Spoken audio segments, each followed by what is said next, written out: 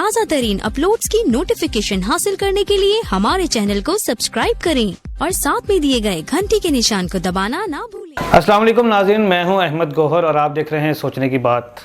नाज़रीन, आज सोचने की बात में जो हम मौजूद डिस्कस करेंगे वो आजकल जो करंट इशू चल रहा है सोशल मीडिया के ऊपर, जो पाकिस्तान का बहुत ही मशहूर और मरूफ टीवी शोज़, इसका ये वर्ल्ड रिकॉर्ड है कि ये प्रोग्राम मुख्तलिफ नामों से मुख्तलिफ चैनल्स के ऊपर एक ही टाइम में देखा जाता है।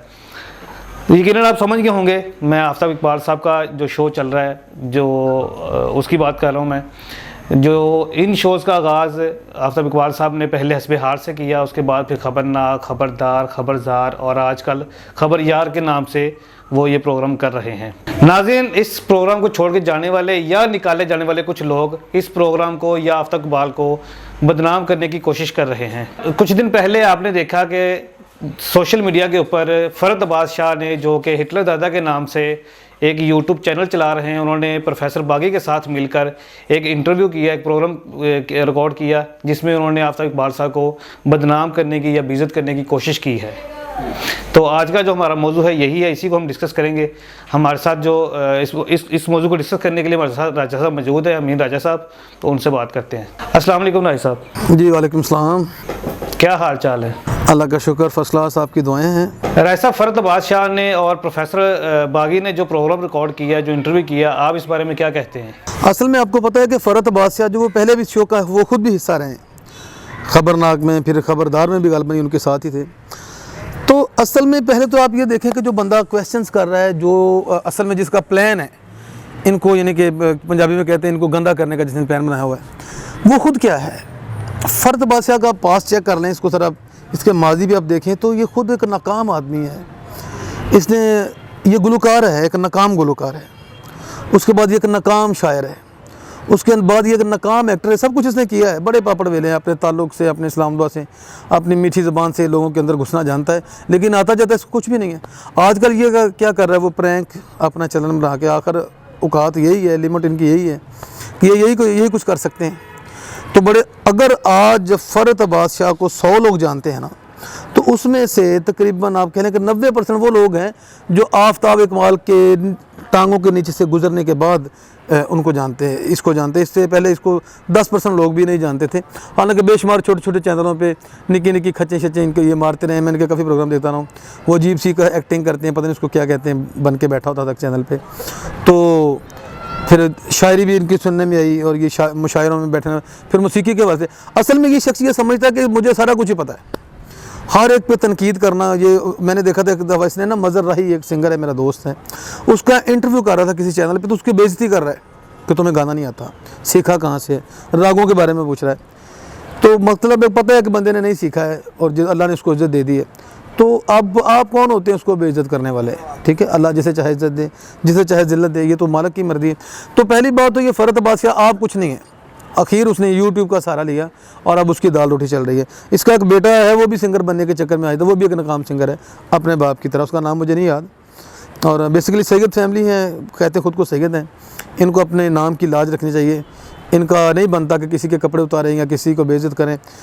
इज़्ज़त करवाएं, क्योंकि आपको अल्लाह ने बड़ी शान दी है, आपको सादात के घर में पैदा किया है, ये बहुत बड़ी बात है।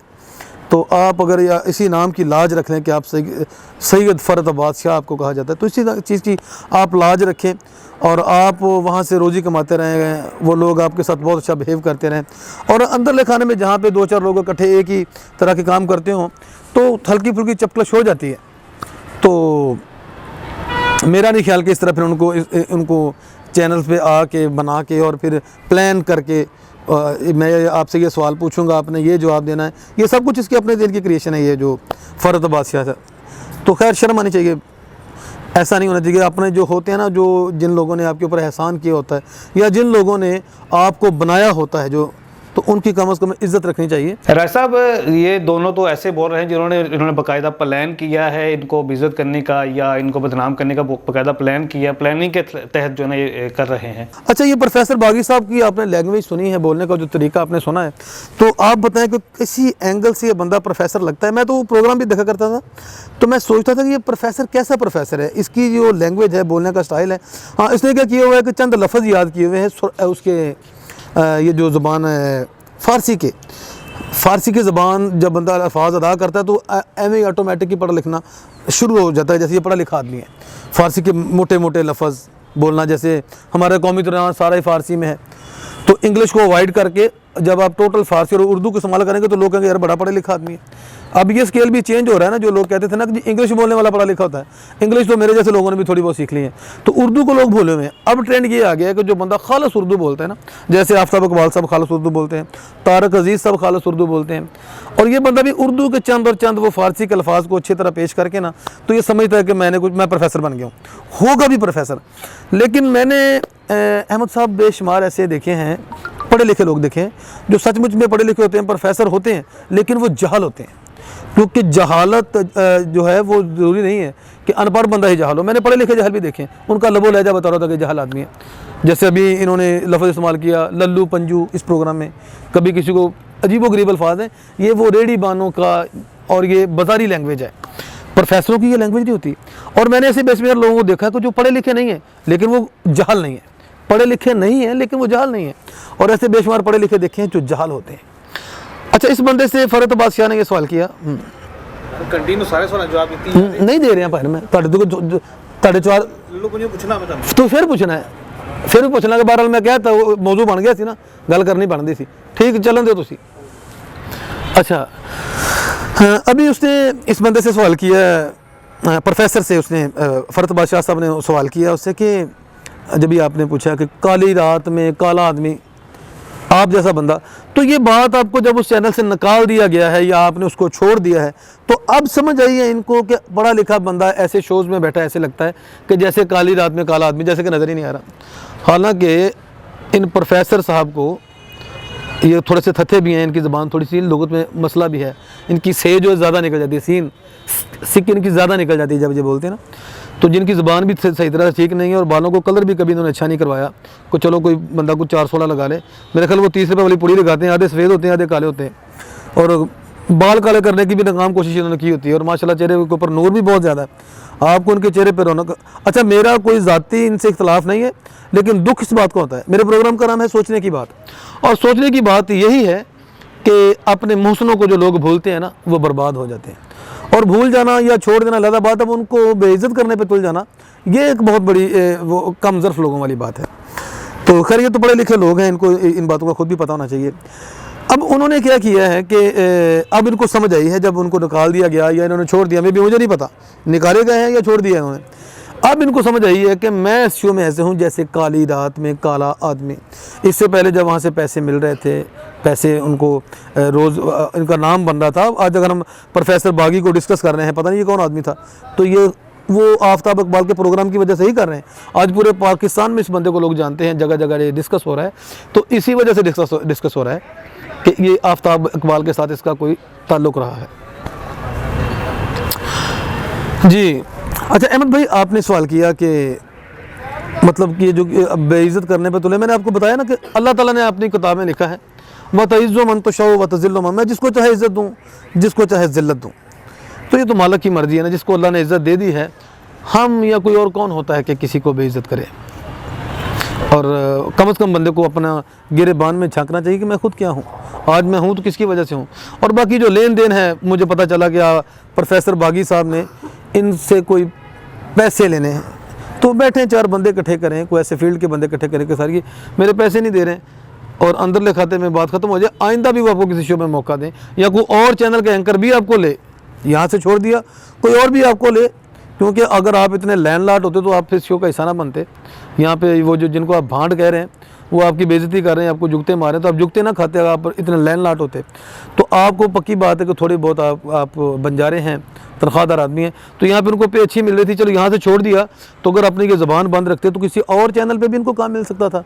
अब जितने भी एंकर्स हैं वो डरेंगे इनको लेते हुए कि यार ये बंदा जब किसी वजह से इख्तलाफ हो जाए तो उनको बड़ा बेइज्जत करता है, जगह जगह पे उनको सचमुच में भंडता है, और जो किसी को भंडता है ना उसको भांड कहा जाता है। फिलहाल ये करैक्टर जो भंड वाला है ये तो प्रोफेसर साहब अदा कर रहे हैं, किसी को भंडना, पंजाबी में कहते हैं भंडना, जो किसी को भंडता है वो ही भंड कहलाता है। फरत बादशाह ने प्रोफेसर बागी से एक सवाल किया था कि जो कैमरे का फोकस है वो सच्चों पे कम और खच्चों पे ज़्यादा होता है, तो ये बताइएगा कि ये सच क्या है और खच कौन है।